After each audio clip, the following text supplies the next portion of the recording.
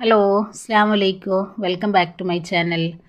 അപ്പോൾ ഇന്ന് നമ്മളിവിടെ റെഡിയാക്കി എടുക്കുന്നത് ഒരു കപ്പ് ഗോതമ്പ് പൊടിയും 2 മുട്ടയുണ്ടെങ്കിൽ അതിരാവിലെ നമുക്ക് പഞ്ഞി പോലുള്ള നല്ല സോഫ്റ്റ് ആയിട്ടുള്ള ഒരു അപ്പവും ഒട്ടും ഗ്രേവി ഇല്ലാതെ നല്ല തിക്കായിട്ടുള്ള ഒരു മുട്ടക്കറിയുടെ റെസിപ്പിയും കൂടെ നമ്മൾ ഉൾപ്പെടുത്തിയിട്ടുണ്ട്. അപ്പോൾ എല്ലാവർക്കും നമ്മുടെ വീഡിയോസ് ഇഷ്ടമാവും. വീഡിയോ ഇഷ്ടമായി കഴിഞ്ഞാൽ ലൈക്കും കൂടെ ചെയ്യാട്ടോ. അപ്പോൾ എങ്ങനെയൊന്ന് കണ്ടു നോക്കിയാലോ.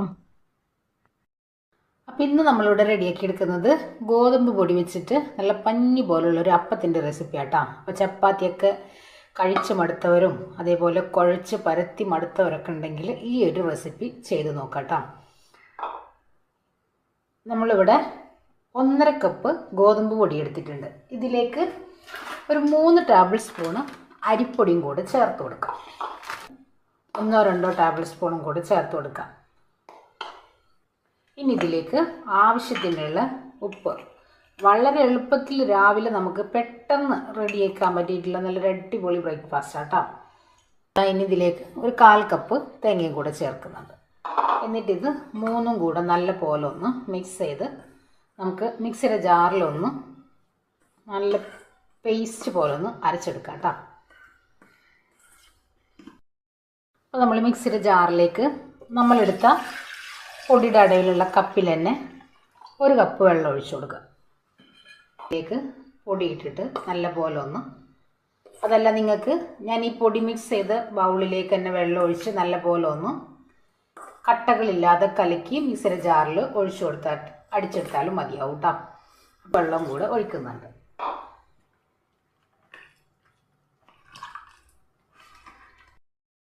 ഇതാ ഞാൻ നല്ല പോലെ ഒന്ന് അടിച്ചു കൊണ്ടുവന്നിട്ടുണ്ട്, കണ്ടില്ല.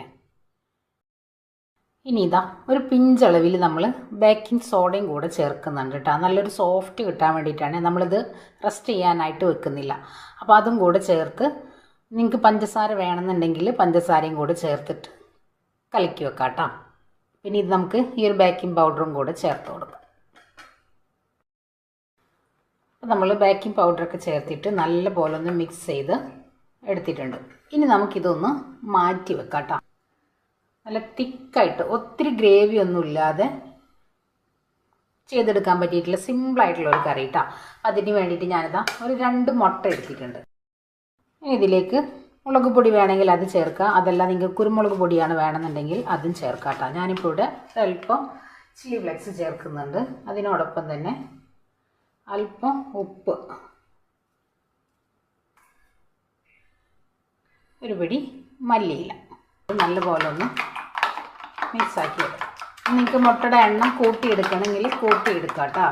വെളിച്ചെണ്ണ ഒഴിച്ചു കൊടുത്തിട്ടുള്ളത്. ഇനി നമുക്ക് നമ്മുടെ ഈ ഒരു മുട്ട ഒഴിക്കാം. സോഫ്റ്റാക്കി എടുക്കാം കേട്ടോ. നമ്മുടെ മുട്ട ഒന്ന് ചിക്കി എടുക്കാതെ ചെറിയ പീസുകളാക്കിയിട്ട് എടുക്കാം. ഇനി ഇത് തിരിച്ചിട്ട് കൊടുക്കും.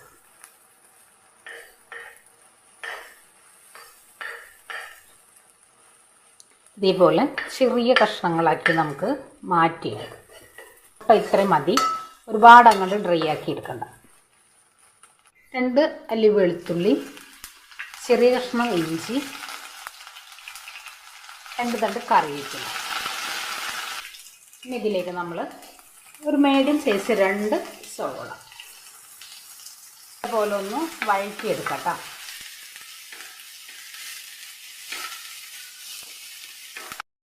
ഇനി ഇതിലേക്ക് നമ്മൾ പൊടികൾ ചേർക്കാം കേട്ടോ.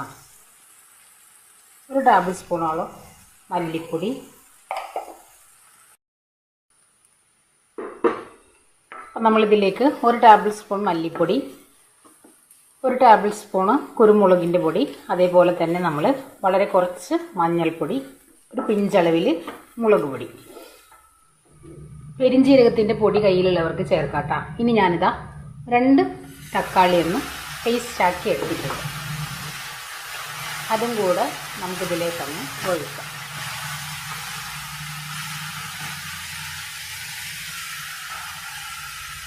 ഇനി ഇതിലേക്ക് 2 പച്ചമുളക്, മല്ലിയില, പുതിനയിലയും കൂടെ ചേർക്കുന്നുണ്ട്. തക്കാളി അടിച്ചെടുത്ത അതേ മിക്സിയുടെ ജാറിൽ തന്നെ അല്പം വെള്ളം ഒഴിച്ച് നന്നായി ഒന്ന് തിളപ്പിച്ചെടുക്കും. അപ്പോൾ ഇതാ നല്ല പോലെ തിളച്ച് വന്നിട്ടുണ്ട്. ഇതിലേക്ക് ഇതാ വളരെ കുറച്ച് നമ്മുടെ ഒരു എരിവും പുളിയൊക്കെ ഒന്ന് ബാലൻസ് ചെയ്യാൻ ഒരല്പം പഞ്ചസാര, നമ്മൾ നേരത്തെ റെഡിയാക്കി എടുത്ത നമ്മുടെ ആ ഒരു മുട്ടയും കൂടെ ഇതിലേക്ക് അങ്ങ് ചേർക്കാം.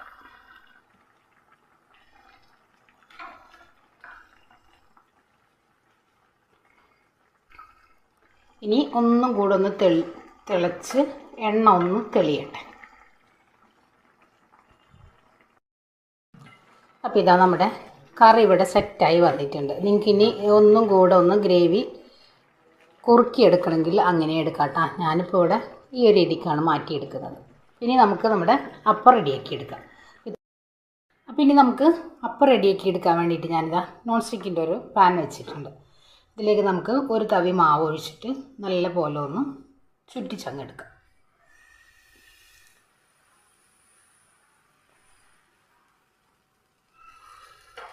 ഇനി നമ്മൾ ഫ്ലെയിം ഒന്ന് കൂട്ടി വെച്ച് കൊടുക്കാം കേട്ടോ. ഇതേപോലെ ബബിൾസുകളൊക്കെ വന്നു തുടങ്ങുമ്പോൾ നമുക്കൊന്ന് മൂടി വെക്കാം. കണ്ടില്ലേ, 2-3 മിനിറ്റ് നമ്മളൊന്ന് മൂടി വെച്ചാൽ മാത്രം മതിയാവും. നല്ല പോലെ അങ്ങ് ഹോളുകളൊക്കെ വന്ന് തുടങ്ങിയിട്ടുണ്ട്. നിങ്ങൾക്ക് തിരിച്ചിട്ട് എടുക്കണമെന്നുണ്ടെങ്കിൽ റെഡിയാക്കി എടുക്കാം കേട്ടോ. ഞാനിപ്പോൾ ഇവിടെ തിരിച്ചൊന്നും ഇടുന്നില്ല. കണ്ടില്ലേ, ഈ ഒരു രീതിക്ക് തന്നെ നമ്മൾ റെഡിയാക്കി, കണ്ടില്ലേ, ഈ ഒരു രീതിക്കാണ് നമ്മൾ റെഡിയാക്കി എടുത്തിട്ടുള്ളത് കേട്ടോ. ഇനി നമുക്ക് അടുത്തതൊന്ന് റെഡിയാക്കി എടുക്കാം.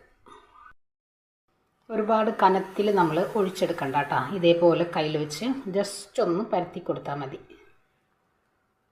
വെള്ളം നിങ്ങൾ എടുക്കുമ്പോൾ നല്ല പോലെ കുറച്ച് വെള്ളം എടുത്തിട്ട് കുറേശ്ശെ ഒഴിച്ച്. അപ്പോൾ ഇതാ നമ്മുടെ അപ്പം റെഡിയായി. കണ്ടില്ലേ, വളരെ സിമ്പിളല്ലേ. 10 മിനിറ്റ് കൊണ്ട് റെഡിയാക്കി എടുക്കാൻ വേണ്ടിയിട്ടുള്ള നല്ല അടിപൊളിയായിട്ടുള്ള ബ്രേക്ക്ഫാസ്റ്റ് കേട്ടോ.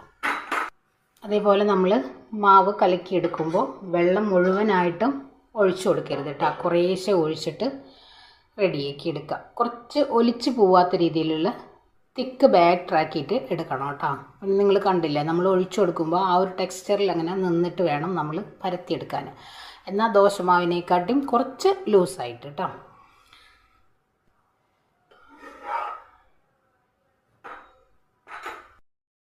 അപ്പം നമ്മുടെ ബ്രേക്ക്ഫാസ്റ്റൊക്കെ ഇവിടെ റെഡിയാക്കി എടുത്തിട്ടുണ്ട്. കണ്ടില്ലേ, ഇതേപോലെ സിമ്പിളായിട്ട് എളുപ്പം നമുക്ക് റെഡിയാക്കി എടുക്കാനായിട്ട് പറ്റും.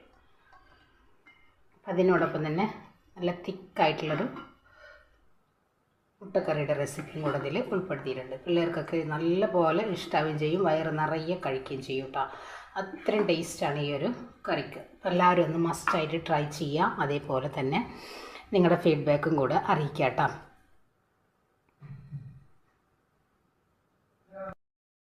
അപ്പോൾ ഇതാ നമ്മുടെ ഗോതമ്പ് പൊടി വെച്ചിട്ട് വളരെ പെട്ടെന്ന് റെഡിയാക്കി എടുക്കാൻ പറ്റിയിട്ടുള്ള ഒരു അടിപൊളി ബ്രേക്ക്ഫാസ്റ്റ്. അതിനോടൊപ്പം തന്നെ നമ്മൾ എളുപ്പത്തിൽ നമ്മുടെ മക്കൾ ക്ലാസ്സിനൊക്കെ പോകുമ്പോൾ പെട്ടെന്ന് റെഡിയാക്കി എടുക്കാൻ പറ്റിയിട്ടുള്ള നല്ലൊരു തിക്ക് ഗ്രേവി ആയിട്ടുള്ളൊരു മുട്ടക്കറിയുടെ റെസിപ്പിയും കൂടെ ഇതിൽ നമ്മൾ ഉൾപ്പെടുത്തിയിട്ടുണ്ട്. നല്ല അടിപൊളി കോമ്പിനേഷൻ ആട്ടോ.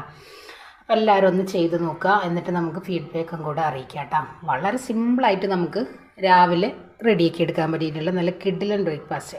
അപ്പോൾ എല്ലാവർക്കും നമ്മുടെ വീഡിയോസ് ഇഷ്ടമാണെന്ന് വിശ്വസിക്കുകയാണ്. അപ്പോൾ എല്ലാവരും ഒന്ന് ട്രൈ ചെയ്യുക, ഫീഡ്ബാക്കും കൂടെ അറിയിക്കുക. അപ്പോൾ ഇൻഷാ അല്ലാഹ് നാളെ മറ്റൊരു വീഡിയോ കാണുന്നവരെ അസ്സലാമു അലൈക്കും.